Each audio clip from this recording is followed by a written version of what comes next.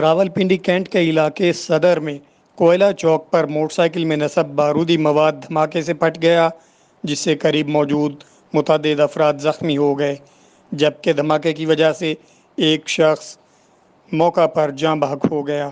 ابتدائی طور پر ملنے والی معلومات کے مطابق بارودی مواد موٹر سائیکل میں نصب تھا۔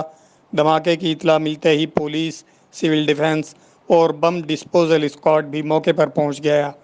دھماکہ کباڑی بازار چھوٹا بازار میں واقع ایک کارنر فوڈ کے نزدیک ہوا۔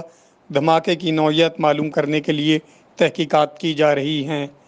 ڈائریکٹر ریسکیو 1122 ڈاکٹر عبدالرحمان کے مطابق ایک شخص جاں بحق ہوا، جس کی شناخت عارفین ولد اکرام کے نام سے ہوئی، جو ٹینچ کا رہائشی تھا، جبکہ 9 افراد زخمی ہوئے ہیں۔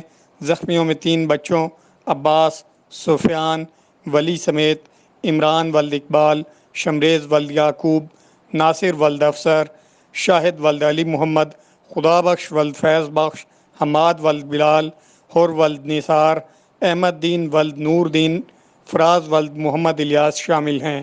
واقعے کی اطلاع ملتے ہی سی پی او محمد احسن یونس دیگر سینئر افسران کے ہمراہ موقع پر پہنچ گئے۔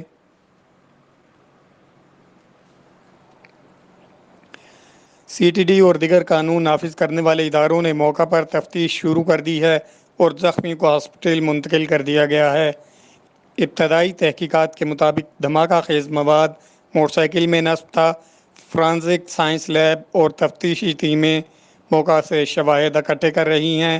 پولیس ذرائع کے مطابق دھماکہ دہشت گردی کی مذموم کوشش ہے۔